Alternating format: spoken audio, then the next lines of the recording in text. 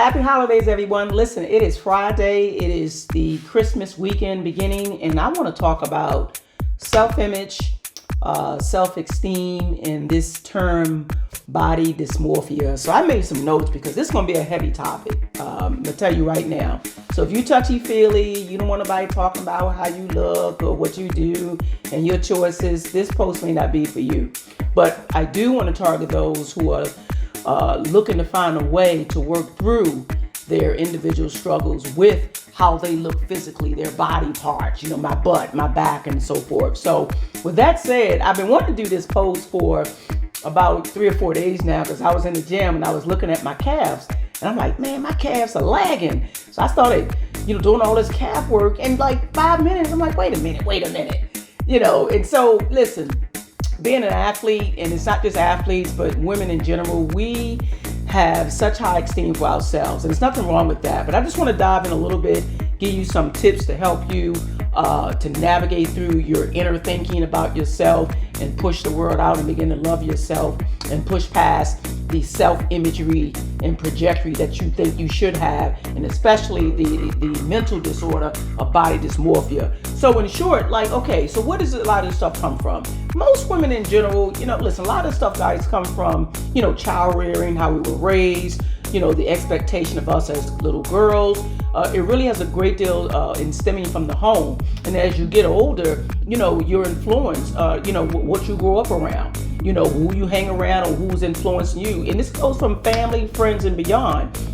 TV, media, clothing, what you see out, what other people are wearing and doing. But television and the celebrity world, not knocking them. What I'm saying is it has influenced a great deal of how we view our bodies and how we should look and what we should wear. I mean, you can run this thing off, and I have here, like surgeries. The BBL is really popular. The bust, getting the butt implants.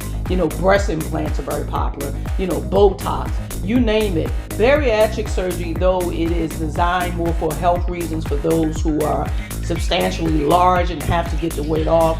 I mean, depending on who you're talking to, that's cosmetic as well. And don't get me wrong, I'm not knocking your choice. What I'm trying to help you to see, more importantly, outside of a healthy standpoint, more what's going on in your mind. I mean, again, you got the pills, you got the extreme training, okay? You got shots, all of this stuff, okay? And I've suffered through some of this stuff too. I'm not just preaching to the choir, okay? Listen, the pot ain't calling the kettle black. And so, yeah, I've dealt with self-esteem issues. This body part I don't like. And this is even before competing. What I'm trying to help you to see is that a lot of this has a great deal of what's in your belief system, what has been ingrained. You don't even know it. You do it so passively, and all of it, now you're 20, 30, 40, 50 years old, and you're trying to look like Susie or Jane or Tanya or Bianca or whoever.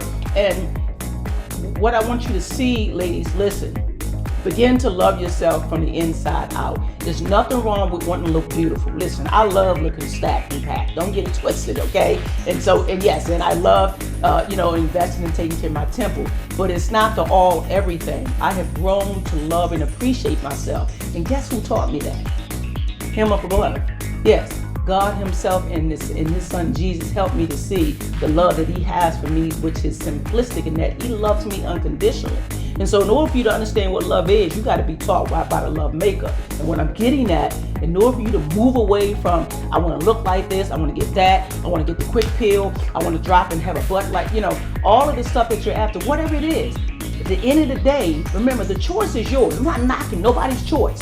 Just know whatever you choose, there are consequences. I'm trying to help you to choose or make the better choice so that you have more favorable consequences. And that is simply taking your temple, taking your body.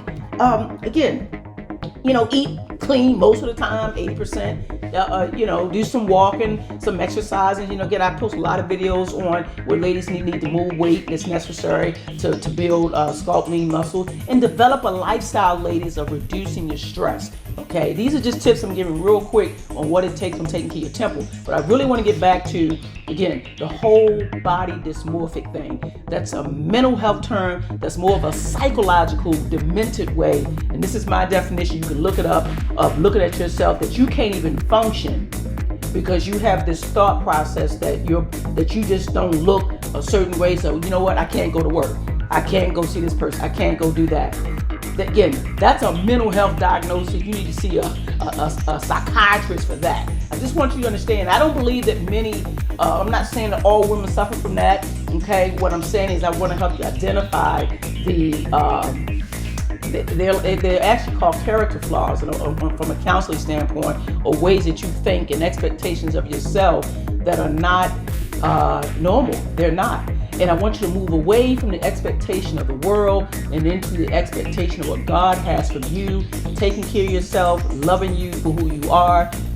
You are fearfully and wonderfully made. Genetically, you have what you have. Genetically, I am a thick black woman. I got thick hips, thick thighs, and that's just what comes with the package. Does it frustrate me because I want to compete again? Yes, it does. But my point is, what matters most is that I am healthy spiritually, emotionally, and physically. That's from the inside out. And what I'm trying to share with you, again, I'm not excluded from this discussion that I don't have my challenges. But what I'm sharing with you is I overcome those challenges and move through them through loving who I am, where I am. And I want you to do the same. Begin to appreciate how God has created it. I'm giving you the stepping stones, how you do it.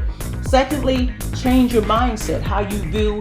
You got to turn the TV, the celebrities, and all that other stuff off. Again, not knocking what they do, but we have this thing where we want to look a certain way. We want to have a butt like so-and-so and boobs like this one and a face like that, and we can't function. Hair down the back. It's choice. The choice is yours. I am advocating more from a psychological standpoint that really plays into your spiritual if you're not careful, and it's shown in the physical. With that said, I'm going to close this thing out. I didn't want it to be an overly long post, but I had to get deep with it because I know this is something that a lot of women deal with. And the peer pressure. Oh my God, that's another topic. The peer pressure of grown folk have peer pressure. This is not something that little kids have. We have pressure too because we want to look like the crowd. We want to, have a certain persona for society and people in and around us. And oh my gosh, I might have to do a post about, sex shots and, all the other expectations of a woman when, she's out there. I can get into all this stuff, guys. But today I just wanted to have the most healthiest, most wholesome, most loving perspective of you. God has it of you. I have it of you. I don't even know you, but I have it for you because He has it for you. Okay? And then begin to learn and discover that you are enough. You are worth it. Take care of your temple. That's what I've been advocating here. And I will continue to do that. You guys like, follow, share. Love you guys. You have a Merry, Merry Christmas. Remember to reach out to someone. Just tell them hello. You love them. They're not alone. Again, this is a time of season where things are really tough for many who have lost loved ones and are losing as we speak. Okay, to continue to follow for more. You guys take care and have a blessed rest of the day. And have a great weekend and be safe. Peace out. I got to throw the bicep up, right? Boom. Peace.